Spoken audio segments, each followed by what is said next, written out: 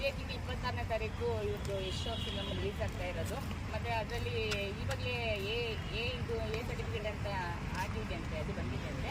ಅಂದರೆ 18 ವರ್ಷದ ಕೆಳಗಡೆ ಇರುವಂಥ ಮಕ್ಕಳು ಯಾರು ಆ ಫಿಲಮ್ ನೋಡೋದು ಬೇಡ ಅಂತ ಅದರಲ್ಲಿ ಇರುತ್ತೆ. ಅದು ಇವಾಗ ನೋಡಿದ್ರೆ ಇಲ್ಲಿ ಇವಾಗ ಟಿ ವಿನಲ್ಲಿ ಎಲ್ಲ ಕಡೆ ಮೊಬೈಲಲ್ಲಿ ಎಲ್ಲ ಕಡೆ ಅದೇ ಬರ್ತಾ ಇದೆ. ನಾವು ಅದನ್ನೆಲ್ಲ ಮಕ್ಳಿಗೆ ನೋಡಬೇಡಿ ಅಂತ ಹೇಳೋಕ್ಕೂ ನಮಗೆ ಹಿಂಸೆ ಆಗುತ್ತೆ ಕೆಲವೆಲ್ಲ. ಇದನ್ನು ಹಾಕಿದ ತಕ್ಷಣ ಈಗಂತೂ ಮೊಬೈಲಲ್ಲಿ ಹಾಕಿದ ತಕ್ಷಣ ಅದೇ ಬರ್ತಾ ಇದೆ. ಬರೀ ತುಂಬ ಕೆಟ್ಟದಾಗಿದೆ ಈ ಸನ್ನಿವೇಶಗಳು. ಅವ್ರು ಯಾಕೆ ನಾನು ಹೇಳಿದ ಅವರಿಗೆ ಯಾವುದೋ ಒಂದು ಒಳ್ಳೆಯ ಸನ್ನಿವೇಶ ಇರುವಂಥದ್ದು ಅವ್ರಿಗೆ ಒಂದು ಹಾಕಕ್ಕೆ ಆಗ್ತಾ ಇಲ್ವ ಅಂತ ಯೋಚನೆ ಮಾಡ್ತಾ ಇದ್ವಿ.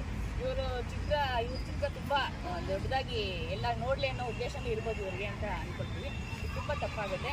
ನಾನು ಫಸ್ಟು ಹಳೆಯ ಫಿಲಮ್ ಎಲ್ಲ ಬರ್ತಿದ್ದು ನೋಡಿ, ಮನೆ ಮಂದಿ ಎಲ್ಲ ಕುತ್ಕೊಂಡು ನೋಡೋ ಅಂಥದ್ದಿತ್ತು. ಇವತ್ತು ಮನೆ ಮಂದಿ ಯಾರಾದರೂ ಕುತ್ಕೊಂಡ್ರೆ ನಾವು ಫಿಲಮ್ ನೋಡೋಕ್ಕೆ ಭಯ ಆಗ್ತಿದೆ, ಅಷ್ಟು ಕೆಟ್ಟದಾಗಿರುತ್ತೆ ಅಂತ. ಆದಷ್ಟು ಇವರು ಇದನ್ನೆಲ್ಲ ಇದು ಮಾಡಬೇಕು ಅಂತ ಯೋಚನೆ ನಾವೆಲ್ಲ. ಕೊನೆಗೆ ಚಿತ್ರ ರಿಲೀಸ್ ಮಾಡಕ್ ಬಿಡ್ತೀರಾ ಬಿಡಲ್ವಾ?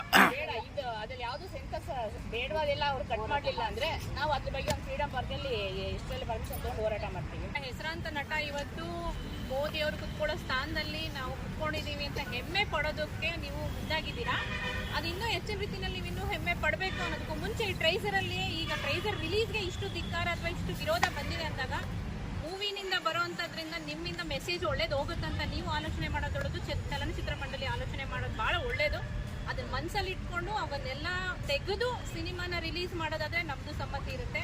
ಇಲ್ಲಾಂದರೆ ಅದಕ್ಕೆ ವಿರೋಧ ಅಥವಾ ಹೋರಾಟ ಖಂಡಿತ ಮಾಡೇ ಮಾಡ್ತೀವಿ. ಯಾಕಂದರೆ ಯುವಕರಿಗೂ ಗಂಡು ಮಕ್ಕಳಿಗೂ ಕೂಡ ಇವತ್ತು ಆ ಸಂಸ್ಕಾರ ಏನಿದೆಯಲ್ಲ, ಕಡಿ ಬಡಿ ಅಥವಾ ಕುಕ್ಕೆ ಕುಯಿ ಇವೆಲ್ಲ ಪ್ರಚೋದನೆ ಕೊಡ್ತಾ ಇರೋಂಥ ರೀತಿಯಾದ ಸನ್ನಿವೇಶಗಳು ಬರೋದು ಬೇಡ ಅಂತ ನಾವು ಹೇಳ್ತೀವಿ. ತಮ್ಮ ಹೆಸರು ಮೇಡಮ್? ಧನುಶ್ರೀ ಅಂತ, ಕರ್ನಾಟಕ ನಾಡಿನುಡಿ ರಕ್ಷಣಾ ವೇದಿಕೆಯ ಅಧ್ಯಕ್ಷೆ.